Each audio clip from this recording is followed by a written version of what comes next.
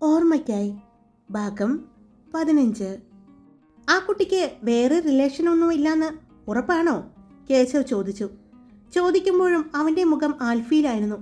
ജഗദീഷും ആൽഫിയെ കണ്ണിമ വെട്ടാതെ നോക്കി നിന്നു. അവൻ്റെ മുഖത്ത് വരുന്ന ഭാവങ്ങൾ, അവൻ്റെ കണ്ണുകളിൽ വരുന്ന ദേഷ്യം, കൈമുഷ്ടി ചുരുട്ടിപ്പിടിക്കുന്നത് എല്ലാം ജഗദീഷ് കണ്ടു. ഈശ്വര, കേശവിൻ്റെ കാര്യത്തിൽ തീരുമാനമായി എന്ന് തോന്നുന്നു. ജഗദീഷ് മനസ്സിൽ പറഞ്ഞുകൊണ്ട് കേശവിനെ നോക്കി. പിന്നെ ആൽഫിയെയും. നീ ധൈര്യമായിട്ട് നോക്കിക്കോടാ. നമ്മുടെ ആൻസി കൊച്ച് നമുക്ക് വേണ്ടി കൊണ്ടുവന്നതാണെന്ന് തോന്നുന്നു ഈ മാലാകമാരെ, അല്ലേടാ എന്ന് പറഞ്ഞ് എൽദോ നോക്കിയത് ആൽഫിയായിരുന്നു. അവൻ്റെ മുഖത്തെ ദേഷ്യം കണ്ടതും ഇവൻ്റെ മുഖത്ത് എന്താ ദേഷ്യം എന്ന് പതിയെ ചോദിച്ചുവെങ്കിലും അത് അവൻ 4 പേരും കേട്ടു. അമ്മു, അമ്മു അവൾ എൻ്റെ മാത്രാണ്. എൻ്റെ അമ്മു, എൻ്റെ മാത്രം. ഈ നരിക്കുന്നേൽ വീട്ടിൽ ആൽഫ്രഡ് സാമുവലിൻ്റെ പെണ്ണാണ് അവൾ, അപർണ സുബ്രഹ്മണ്യം എന്നാ എൻ്റെ അമ്മു. അവൻ പറഞ്ഞതും എല്ലാവരും ഞെട്ടി അവനെ നോക്കി. ഇതൊക്കെ എപ്പോ? എൽദോ അന്തം വിട്ട് അവനോട് ചോദിച്ചു. മോനെ ആൽഫി, നിന്റെ മുഖത്തെ ഭാവവ്യത്യാസം കണ്ടപ്പോൾ തന്നെ എനിക്കും ഇവനും സംശയം തോന്നിയിരുന്നു. അത് ഒന്നറിയാൻ വേണ്ടി തന്നെയാ ഞങ്ങൾ നിന്നെ പിരികയറ്റിയത്. ഇനി പറ, എപ്പോ, എങ്ങനെ? ജഗദീഷ് ചോദിച്ചു. അങ്ങനെ പറയാൻ മാത്രം ഒന്നുമില്ല. ഇതിനു മുമ്പ് നീ അവളെ കണ്ടിട്ടുണ്ടോ? കേശവ് ചോദിച്ചു. ഉണ്ട്, ഒരിക്കൽ ആൻസിക്ക് പനിയായിട്ട് വിളിക്കാൻ വേണ്ടി ഞാൻ പോയിട്ടുണ്ടായിരുന്നു അവരുടെ കോളേജിൽ. അന്ന് അവിടെ വെച്ച് ആദ്യമായി കണ്ടപ്പോൾ മനസ്സിലെവിടെയോ ആ മുഖം ചെറുതായി പതിച്ചിരുന്നു. പിന്നെ കഴിഞ്ഞ ദിവസം ഇവിടെ വന്നപ്പോൾ വീണ്ടും ആ മുഖം കണ്ടപ്പോൾ എനിക്കറിയില്ല, എൻ്റെ മനസ്സിൽ വീണ്ടും ആ മുഖം പതിഞ്ഞു വരുന്നത് പോലെ. ഇപ്പോൾ അവളെ കാണാൻ വല്ലാതെ എൻ്റെ മനസ്സും ഞാനും ആഗ്രഹിക്കുന്നുണ്ട്, ആൽഫി പറഞ്ഞു. അതിന് പ്രണയമെന്ന് പറയാൻ പറ്റുമോ എന്ന് എനിക്കറിയില്ല. പക്ഷെ നീ പറഞ്ഞപ്പോൾ വല്ലാതെ ദേഷ്യം വരുന്നത് പോലെ. അവളെ ആരും നോക്കുന്നതോ അവളോട് കൂടുതൽ അടുക്കുന്നതോ ഒന്നും എനിക്ക് സഹിക്കാൻ പറ്റാത്തത് പോലെയൊക്കെ തോന്നുന്നു. മോനെ ആൽഫിച്ച, ഇതാണ് പ്രണയം. അതല്ലാതെ മറ്റൊന്നുമല്ല ഈ വികാരത്തിന് പറയുന്ന പേര്. അസ്ഥിക്ക് പിടിച്ച പ്രേമമെന്ന ജഗദീഷ് ആൽഫിയുടെ അടുത്ത് വന്നുകൊണ്ട് പറഞ്ഞു. അറിയില്ല, ഞാൻ എന്തായാലും എൻ്റെ മനസ്സിലുള്ള അവൾക്കുള്ള സ്ഥാനം എന്താണെന്ന് സ്വയം തിരിച്ചറിയാനുള്ള ശ്രമത്തിലാണ്. എൻ്റെ മനസ്സിൽ നിങ്ങൾ പറയുന്നത് പോലെ അത് പ്രണയമാണെങ്കിൽ അവൾ പിന്നെ ഇവിടെ നിന്നും പോകുന്നത് ആൽഫിയുടെ പെണ്ണായിട്ടായിരിക്കും. പെട്ടെന്ന് അവൻ പറഞ്ഞതും എല്ലാവരും അവനെ നോക്കി. എടാ ആൽഫി, അങ്ങനെ പറഞ്ഞാൽ എങ്ങനെ ശരിയാവുന്നത്? ആ കുട്ടിക്ക് വീട്ടുകാരൊക്കെ ഉള്ളതാണ്. പിന്നെ നീ പറഞ്ഞതുപോലെ നിന്റെ മനസ്സ് എന്താണെന്ന് അറിയാൻ ശ്രമിക്കുകയോ ഒന്നുമല്ല നീ വേണ്ടത്. അത് നീ അറിയാതെ തന്നെ നിന്റെ നാവ് നിന്നെ ചതിച്ചു കഴിഞ്ഞു. നിന്റെ മനസ്സിലുള്ള കാര്യങ്ങളാണ് നീ കുറച്ചു മുമ്പ് പറഞ്ഞത്. അവൾ എൻ്റെ പെണ്ണാണെന്ന്. ഈ നരിക്കുന്നൽ വീട്ടിൽ ആൽഫ്രഡ് സാമുവൽ എന്ന എൻ്റെ പെണ്ണാണെന്ന് നീ പറഞ്ഞില്ലേ? അപ്പോൾ തന്നെ നീ ഉറപ്പിച്ചു അവൾ നിന്റെ പെണ്ണാണെന്ന്. പക്ഷേ പ്രശ്നം എന്താണെന്ന് വെച്ചാൽ ആ കുട്ടി ഹിന്ദുവാണ്, കേശവ് പറഞ്ഞു. അതിന് ഈ വീട്ടിലങ്ങനെ മതമൊന്നും വല്യപ്പിച്ച് നോക്കാറില്ലല്ലോ. അതുകൊണ്ട് അത് പ്രശ്നമൊന്നുമല്ല. പക്ഷേ ഇവിടെ നോക്കാറില്ലെങ്കിലും ആ കുട്ടിയുടെ വീട്ടിൽ എങ്ങനെയാണ്? അതൊരു ബ്രാഹ്മണ ഫാമിലിയിലെ കുട്ടിയാണോ? അങ്ങനെ തോന്നാൻ കാരണം അപർണ ബാലസുബ്രഹ്മണ്യം എന്ന് പറയുമ്പോൾ കേശവ് ചോദിച്ചതും അറിയില്ല. ആൻസി പറഞ്ഞത് അയ്യർ ഫാമിലി എന്നാണ്. അതായത് ഈ ബ്രാഹ്മൺസ് അങ്ങനെയൊക്കെ എന്തോ ആണ്. ഡീറ്റെയിൽ ആയിട്ട് അറിയില്ല. ഞാനതിന് അവളോട് സംസാരിച്ചിട്ടില്ല. എൻ്റെ മനസ്സിൽ ഒരു ഇഷ്ടമുണ്ട് എന്നുള്ളത് സത്യമാണ്. പക്ഷേ അത് തുറന്നു പറയാൻ സമയമായിട്ടില്ല. എന്തായാലും എനിക്ക് എൻ്റെ മനസ്സ് അവളോടുള്ള ഇഷ്ടം പ്രണയമാണെന്ന് ഞാൻ ഉറപ്പിച്ചാൽ ഉറപ്പായിട്ടും അവളോട് ആദ്യം പറഞ്ഞിരിക്കും. പറയാതെ ഞാൻ ഇരിക്കില്ല. ആൻസി, അവൾക്ക് ഫുൾ ഡീറ്റെയിൽസ് അറിയാം. പക്ഷേ അവൾ പറഞ്ഞു തരില്ല. അത് വേണമെങ്കിൽ നമുക്ക് ഇവനെ വെച്ച് ചോർത്താം, എൽദോ ജഗദീഷിനെ കാണിച്ചുകൊണ്ട് പറഞ്ഞു. അല്ല, നിനക്കൊക്കെ എന്തെങ്കിലും അറിയണമെങ്കിൽ നീ എൻ്റെ പേര് പറഞ്ഞ് എന്തിനാ അവളെ ഭീഷണിപ്പെടുത്തുന്നത്? ജഗദീഷ് ചോദിച്ചു. അത് ഈ ഇരിക്കുന്ന ആൽഫിയുടെ പെങ്ങളായതുകൊണ്ട്. ഒരു വക മര്യാദക്ക് ചോദിച്ചാൽ പറയില്ല. ഭീഷണിപ്പെടുത്തിയാല വല്ലതും പറയുന്നത്, അതും നിന്റെയും ഇവൻ്റെയും പേര് വെച്ച് എന്ന് പറഞ്ഞ് ആൽഫിയെയും ജഗദീഷിനെയും കാണിച്ചു കൊടുത്തുകൊണ്ട് എൽദോ പറഞ്ഞു. വേണ്ട, എനിക്ക് അവൾ പറഞ്ഞറിയണ്ട. എനിക്ക് എന്തെങ്കിലും അറിയണമെങ്കിൽ ഞാൻ നേരിട്ട് അവളോട് ചോദിച്ച് മനസ്സിലാക്കിക്കൊള്ളാം. അവൾ തന്നെ പറഞ്ഞ് എനിക്ക് അവളെപ്പറ്റി അറിഞ്ഞാൽ മതി. അതാണ് അതിൻ്റെ ഭംഗി. ആൽഫി മീശ ചുരുട്ടി വെച്ച് ഒരു കള്ള പുഞ്ചിരിയോടെ അവരോട് പറഞ്ഞു. ഈശ്വര, നമ്മുടെ നാട്ടിലെ തരുണിമണികളെല്ലാം ഇതറിയുമ്പോൾ എന്തു ചെയ്യും? ഇവൻ വരുന്നത് കൊണ്ട് പള്ളിയിൽ പോലും രാവിലെ അത്രയും പെമ്പിള്ളേർ വരുന്നതെന്ന് എല്ലാവരും പറയുന്നത്.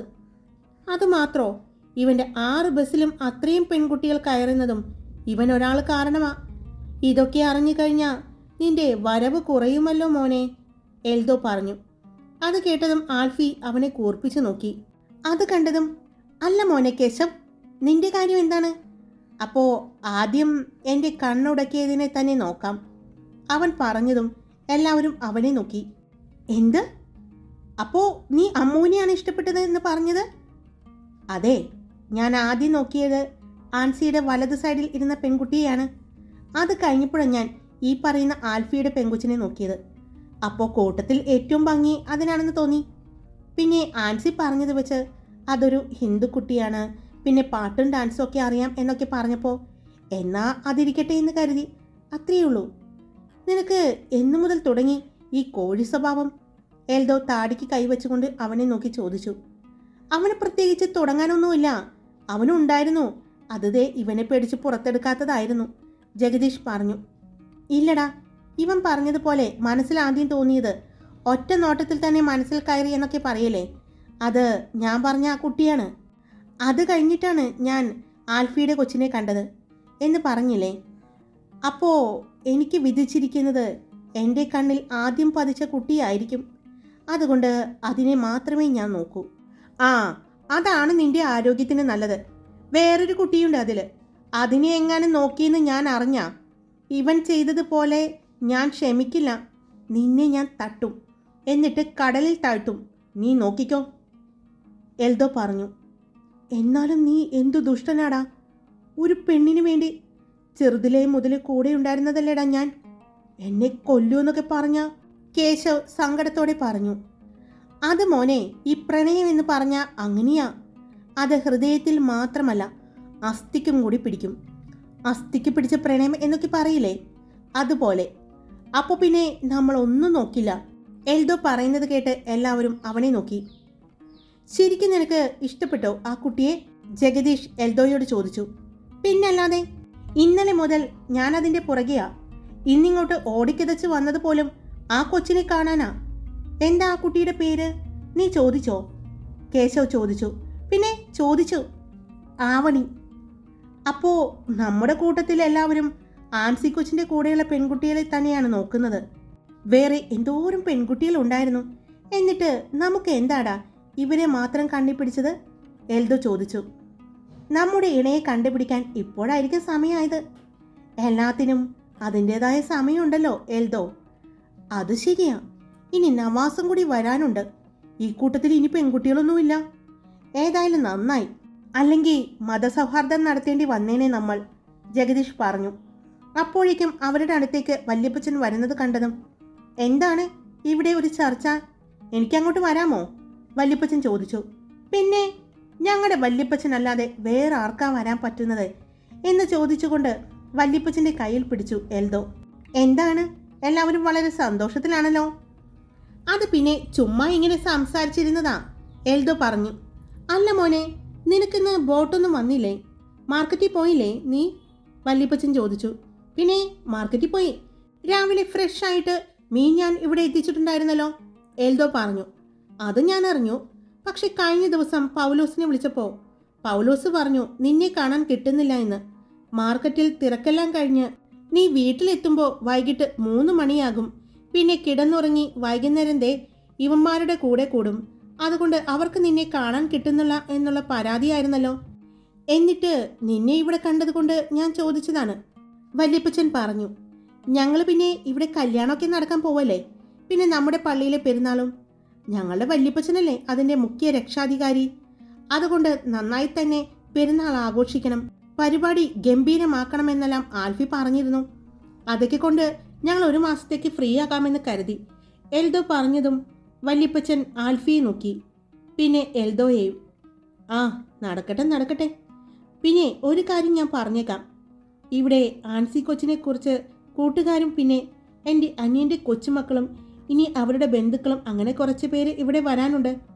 അതിലും പെൺകുട്ടികളുണ്ടേ. അതിനെന്താ, അവർ വന്നോട്ടെ, കേശവ് പറഞ്ഞതും ആ അത് തന്നെയാണ് ഞാൻ പറഞ്ഞു വരുന്നത്. അവരെല്ലാവരും നിങ്ങൾക്ക് സഹോദരിമാരായിരിക്കണം കേട്ടോ. പെങ്ങന്മാരെ പോലെ വേണം അവരെ കൊണ്ടു നടക്കാൻ. ആ പെൺകുട്ടികൾക്ക് ഒരു ബുദ്ധിമുട്ടും ഉണ്ടാകാൻ പാടില്ല. പള്ളിയിലും കല്യാണത്തിനും ഒക്കെ വരുന്ന ഒരുപാട് ചെറുപ്പക്കാരുണ്ടാവും. നിങ്ങൾ പറയാറില്ലേ എന്താ, പൂവാലന്മാർ. നിങ്ങൾ ആങ്ങളമാർ എന്ന നിലയിൽ നിങ്ങൾ വേണം അവരെ സംരക്ഷിക്കാൻ. നവാസ് ഇന്ന് വരുമെന്നല്ലേ പറഞ്ഞത്? അപ്പോൾ 5 പേരും നിങ്ങളുടെ പെങ്ങന്മാരെയും ശ്രദ്ധിച്ചോളണം കേട്ടല്ലോ. ഇതേ എനിക്ക് പറയാനുള്ളൂ എന്ന് പറഞ്ഞ് വല്യപ്പച്ചൻ ചുണ്ടിൽ വിരിഞ്ഞ ആ പുഞ്ചിരി മറച്ചു വെച്ചുകൊണ്ട് അവരെ നോക്കി. വല്യപ്പച്ച, ഞങ്ങൾ സ്കൂളിൽ പഠിക്കുമ്പോൾ ഇന്ത്യ എൻ്റെ രാജ്യമാണ്, എല്ലാ ഇന്ത്യക്കാരും എൻ്റെ സഹോദരന്മാരാണ് എന്നൊക്കെ പറഞ്ഞ് അത് കേട്ടിട്ടില്ലേ വല്യപ്പച്ചൻ? ആ പ്രതിജ്ഞ പാലിക്കാൻ ഞങ്ങളെ കൊണ്ട് പറ്റില്ല. കാരണം ഞങ്ങൾ പാലിക്കേണ്ടത് ഞങ്ങളെക്കാൾ മുമ്പേ ഞങ്ങളുടെ കാരണവന്മാരായിരുന്നു. നിങ്ങളല്ലേ ഞങ്ങൾക്ക് മാതൃക കാണിച്ചു തരേണ്ടത്. അങ്ങനെയാണെങ്കിൽ നിങ്ങൾക്ക് ഇന്ത്യയിൽ നിന്ന് തന്നെ ഒരു പെണ്ണിനെ പോലും കല്യാണം കഴിക്കാൻ പറ്റില്ലായിരുന്നു. വല്യമ്മച്ചി വല്യപ്പച്ചൻ്റെ സഹോദരിയല്ലേ? സഹോദരി ആരെങ്കിലും വിവാഹം കഴിക്കുമോ? തെറ്റ് ചെയ്തില്ലേ വല്യപ്പച്ചൻ? അതുകൊണ്ട് ഞങ്ങളും എല്ലാവരെയും സഹോദരിമാരായിട്ട് കാണാൻ പറ്റില്ല. 1-2 അല്ലെങ്കിൽ 3-4 കാണാം. എല്ലാവരെയും അങ്ങനെ കാണാൻ പറയരുത് പ്ലീസ്, നടക്കാഞ്ഞിട്ടാ. പിന്നെ പെങ്ങന്മാരായിട്ട് കരുതിയ അവരെ കെട്ടിച്ചു വിടാൻ നേരത്തെ സഹായിക്കേണ്ടി വരും. അതുകൊണ്ട് ഞങ്ങൾക്ക് വളരെ കുറച്ച് പെങ്ങന്മാർ മതി. എനിക്ക് പെങ്ങന്മാരില്ല എന്ന് വെച്ച് ഒരു പെങ്ങള് ഞങ്ങളുടെ പവിത്രക്കുട്ടി, അവള് എനിക്കും പെങ്ങളാണ്. പിന്നെ ഇവനുമുണ്ട് ഒരു പെങ്ങള്, ഞങ്ങളുടെ ജാൻവിക്കുട്ടി, അവളും എനിക്ക് പെങ്ങളാണ്. അതുകൊണ്ടാണ് പറഞ്ഞത്, ഇനി പുറത്തു നിന്നുള്ള പെങ്ങന്മാരെ ഞാൻ എടുക്കുന്നില്ല. ഇനി ഇവർക്ക് എങ്ങനെയാണെന്ന് ഇവരോട് ചോദിച്ചോളൂ. എൻ്റെ കാര്യം ഞാൻ പറഞ്ഞു. എൽദോ പറയുന്നത് കേട്ട് എല്ലാവരും അവനെ നോക്കി. ഇവനിത് എന്ത് തേങ്ങയാ പറയുന്നത് എന്ന പോലെ എല്ലാവരും അവനെ നോക്കിയത്. അപ്പോൾ മോനെ എൽദോ, നീ പറയുന്നത് ഈ വരുന്ന കൂട്ടത്തിൽ നിന്ന് നീ നിന്റെ സഖിയെ കണ്ടുപിടിക്കും എന്നാണോ? വല്യപ്പച്ചൻ ചോദിച്ചു. അത് പറയാൻ പറ്റില്ല. ഞാൻ മാത്രമായിരിക്കില്ല, പലരും അവരുടെ ജീവിത സഖിമാരെ കണ്ടുപിടിക്കാൻ ചാൻസ് ഉണ്ട്. എൽദോ എല്ലാവരെയും നോക്കി പറഞ്ഞതും അവരുടെ നോട്ടം കണ്ട വല്യപ്പച്ചനും എല്ലാവരെയും നോക്കി. ആയിക്കോട്ടെ, എനിക്ക് പരാതിയൊന്നുമില്ല, നിങ്ങളുടെ ഇഷ്ടമാണ്. പക്ഷേ നോക്കിയും കണ്ടൊക്കെ ചെയ്യണം. അടി മേടിച്ച് കൂട്ടരുത്, അടിക്കുള്ള വക ഒപ്പിക്കരുതെന്ന് കേട്ടല്ലോ. അത് ഞങ്ങൾ ഏറ്റു വല്യപ്പച്ച. അവൻ പറഞ്ഞതും എന്ത് അടി കൊള്ളാനോ? അല്ല, അടി കൊള്ളാതിരിക്കാൻ. ഞങ്ങൾക്ക് ഒന്നുമില്ലെങ്കിലും ഞങ്ങളുടെ വല്യപ്പച്ചനല്ലേ ഗുരു. ഞങ്ങളുടെ വല്യമ്മച്ചയെ ചാടിച്ചു കൊണ്ടുവന്ന കഥ ഞാൻ കേട്ടിട്ടുണ്ട്. ഞങ്ങളുടെ വല്യപ്പച്ചനെ റോൾ മോഡലാക്കിയാലോ എന്ന് പലപ്പോഴും ആലോചിക്കാറുണ്ട്. ജഗദീഷ് പറഞ്ഞതും നീ ആലോചിക്കാറേയുള്ളൂ, ഞാൻ ആക്കി കഴിഞ്ഞു, എൽദോ പറഞ്ഞു. എപ്പോ? കേശവ് ചോദിച്ചു. സമയം ഞാൻ നോക്കിയില്ല, കുറച്ച് മുന്നേ ആയിരുന്നു, എൽദോ കേശവനെ നോക്കി നാക്ക് കടിച്ചുകൊണ്ട് പറഞ്ഞു. അപ്പോഴേക്കും അവരുടെ അടുത്തേക്ക് വല്യപ്പച്ചൻ്റെ അനിയൻ വരുന്നത് കണ്ടതും വന്നല്ലോ പോഷാണത്തിൽ കൃമി, എൽദോ പറഞ്ഞതും വല്യപ്പച്ചൻ അവനെ നോക്കി. ഞാൻ കാര്യമായിട്ട് പറഞ്ഞതാ, ഞാൻ തിരുത്താൻ നിൽക്കില്ല, ഇത് പോഷാണത്തിൽ കൃമി തന്നെയാ. എൽദോ വല്യപ്പച്ചനോട് പതിയെ പറഞ്ഞത് കേട്ടതും വല്യപ്പച്ചന് ചിരി വന്നെങ്കിലും വല്യപ്പച്ചൻ അവനെ ഒന്ന് കൂർപ്പിച്ച് നോക്കി. ഇപ്പം മനസ്സിൽ ഒരു സന്തോഷമുണ്ടെന്ന് എനിക്കറിയാം, അത് പുറത്ത് കാണിക്കണ്ട, നമ്മൾ മാത്രം അറിഞ്ഞാൽ മതി. എൽദോ പറഞ്ഞതും ഞാൻ വെച്ചിട്ടുണ്ട് നിനക്ക് കേട്ടോ. അതെ, കുപ്പിയായിട്ട് വേണ്ട, കാശായിട്ട് വന്നാൽ മതി. കുറച്ച് ദിവസത്തേക്ക് ഞാൻ നിർത്തിയിരിക്കുകയാണേ, പള്ളിയിൽ പെരുന്നാളല്ലേ, അതുകൊണ്ട്, എൽദോ പറഞ്ഞു. ചേട്ടായി, ഇന്ന് എൻ്റെ മരുമക്കളുടെ വീട്ടിൽ നിന്നും എല്ലാവരും വരുന്നുണ്ട്. അവർക്കെങ്ങനെയാ താമസിക്കാനുള്ള കാര്യങ്ങളൊക്കെ? അയാൾ ചോദിച്ചതും വല്യപ്പച്ചൻ ആൽഫിയെ നോക്കി. അത് റെഡിയാക്കിയിട്ടുണ്ട്, നമ്മുടെ പഴയ ഔട്ട് ഹൗസിൽ. ആൽഫി അവരുടെ വീടിൻ്റെ കുറച്ച് മാറി കാണുന്ന ഒരു വീട് കാണിച്ചുകൊണ്ട് പറഞ്ഞു. എവിടെ? ആ കാണുന്ന അവിടെയോ? അതെ, അവിടെ കുഴപ്പമൊന്നുമില്ലല്ലോ. അവിടെ 4 മുറികളുണ്ട്, കിച്ചണുണ്ട്, അറ്റാച്ച്ഡ് ബാത്റൂം എല്ലാം ഉണ്ട്. ഇവിടെ വരുന്ന ഗസ്റ്റുകളെല്ലാം താമസിക്കാനായിട്ട് ഞങ്ങൾ അവിടെ സൗകര്യം ചെയ്തു കൊടുക്കാറ്. ആൽഫി അത് പറഞ്ഞതും അയാൾക്ക് അത് ഇഷ്ടപ്പെടാത്തതുപോലെ അയാൾ വല്യപ്പച്ചനെ നോക്കി. ചേട്ടായി, എന്നൊരു കാര്യം ചെയ്യാം, ആൻസിയുടെ കൂട്ടുകാർ ഇവിടെയാണ് താമസിക്കുന്നത്, ആ വീട് കാണിച്ചുകൊണ്ട് പറഞ്ഞു. അവർ കുറച്ച് പേർ താമസിക്കാനായിട്ട് ഇത്രയും വലിയ ഔട്ട് ഹൗസ് വേണ്ടല്ലോ, അതുപോലെ അവരെ അങ്ങോട്ട് മാറ്റിയാലോ? അയാൾ ചോദിച്ചതും വല്യപ്പച്ചനെ നോക്കി ആൽഫി. അത് വേണ്ട, അവരുടെ കൂട്ടത്തിൽ ഇവിടെയുള്ള പെൺകുട്ടികൾ കൂടിയുണ്ട്. ഇനിയുള്ള ദിവസങ്ങളിൽ അങ്ങോട്ട് മാറാൻ അവർ കൂടി തീരുമാനിച്ചിരിക്കുകയാണ്. അത് മാത്രമല്ല, അവർ അവിടെ സേഫാണ്. പെൺകുട്ടികളല്ലേ, എപ്പോഴും നമ്മുടെ ഒരു നോട്ടം ഉണ്ടാകും. പിന്നെ ഇനി അവിടെ നിന്ന് മാറ്റിയാൽ അത് ശരിയാവില്ല. അവരെ ഇൻസൾട്ട് ചെയ്യുന്നത് പോലെ തോന്നും. ആൽഫി പറഞ്ഞ് തിരിഞ്ഞപ്പോഴാണ് അയാളുടെ മകനും മരുമകളും കൊച്ചുമക്കളും എല്ലാം വാതിക്കൽ നിൽക്കുന്നത് കാണുന്നത്. അവർ പറഞ്ഞു വിട്ടതാണെന്ന് മനസ്സിലായതും ആൽഫി വല്യപ്പച്ചനെ നോക്കി, പിന്നെ കൂട്ടുകാരെയും. അവൻ നോക്കിയ ഭാഗത്തേക്ക് നോക്കിയപ്പോൾ അവരും കണ്ടിരുന്നു വാതിക്കൽ നിൽക്കുന്ന അയാളുടെ മക്കളെയും മരുമക്കളെയും കൊച്ചുമക്കളെയും. പിന്നെ വേണമെങ്കിൽ മറ്റൊരു കാര്യം ചെയ്യാൻ വല്യപ്പച്ച, ആ കുട്ടികൾ നമ്മുടെ വീട്ടിൽ നിൽക്കട്ടെ. അവർ 4 പെൺകുട്ടികളല്ലേ ഉള്ളത്. അവർ ആൻസിയുടെ മുറിയിലും പിന്നെ ജൂലിയുടെ മുറിയിലും ആയിട്ട് കൂടിക്കോളും. പിന്നെ ആ 3 ആൺകുട്ടികൾ, അവർക്ക് ഇവിടെ ഒരു റൂം കൊടുത്താൽ കഴിഞ്ഞു. പിന്നെ ഔട്ട് ഹൗസ് മുഴുവനും ഇവരുടെ ബന്ധുക്കൾക്ക് ഉപയോഗിക്കാം. എന്ത് പറയുന്നു? ആൽഫി ചോദിച്ചതും ജഗദീഷും എൽദോയും കേശവും പരസ്പരം നോക്കി ചെറുതായി ഒന്ന് പുഞ്ചിരിച്ചു. അത് നല്ല കാര്യമാണ്, വല്യപ്പച്ചനും പറഞ്ഞു. എന്നാലും ചേട്ടായി പരിചയമില്ലാത്തവരെ വീട്ടിൽ കയറ്റി താമസിപ്പിക്കുന്നത്? അതെ, ഇപ്പോൾ ഇങ്ങനെ മാറി താമസിക്കാൻ ഇവിടെ 2 ഔട്ട് ഹൗസുകൾ ഉള്ളത് കൊണ്ടല്ലേ. അല്ലെങ്കിൽ ആര് വന്നാലും നമ്മുടെ ഈ വീട്ടിൽ വേണ്ടി താമസിപ്പിക്കാൻ. പിന്നെ ആ പെൺകുട്ടികൾ ആൻസിയുടെ ഏറ്റവും അടുത്ത കൂട്ടുകാരാണ്. അതുകൊണ്ട് അവർ ആൻസിയുടെ ഒപ്പം ഇവിടെ നിൽക്കട്ടെ. അവർക്ക് ഒരു പ്രൈവസി വേണമല്ലോ എന്ന് കരുതിയാണ് ഞാൻ മാറ്റിയത്. പക്ഷേ നീ പറഞ്ഞപ്പോഴാണ് ഓർത്തത്, നിന്റെ മരുമക്കളുടെ ബന്ധുക്കൾ എല്ലാവരും വരുമ്പോൾ എല്ലാവർക്കും കൂടി താമസിക്കാൻ ആ ഔട്ട് ഹൗസ് മതിയാകും. പിന്നെ ബാക്കി വരുന്ന ബന്ധുക്കൾക്ക് ഇപ്പോൾ നിങ്ങൾക്ക് താമസിക്കാൻ തന്ന ആ ചെറിയ ഔട്ട് ഹൗസിലും ഉപയോഗിക്കാമല്ലോ. വല്യപ്പച്ചനും കൂടി പറഞ്ഞതും പിന്നെ പറഞ്ഞിട്ട് കാര്യമില്ല എന്ന് മനസ്സിലായതും അയാൾ പിന്നെ ഒന്നും പറഞ്ഞില്ല. ആൽഫി, ആൻസിമോളും കൂട്ടുകാരും കൂടി ഇപ്പോൾ തോട്ടത്തിലേക്ക് പോയിട്ടുണ്ട്. ഒന്ന് പോയിട്ട് അവരെ വിളിച്ചു കൊണ്ടുവാ. അവരുടെ സാധനങ്ങളൊക്കെ ഷിഫ്റ്റ് ചെയ്യണമല്ലോ. പിന്നെ ഇവരുടെ ബന്ധുക്കളൊക്കെ എപ്പോഴാണ് വരുന്നത്?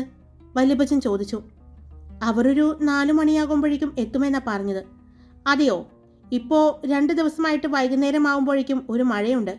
ആ മഴയ്ക്ക് മുമ്പ് എത്താൻ പറയും എന്ന് പറഞ്ഞ് വല്യപ്പച്ചൻ തിരിഞ്ഞു നടന്നു പോയി.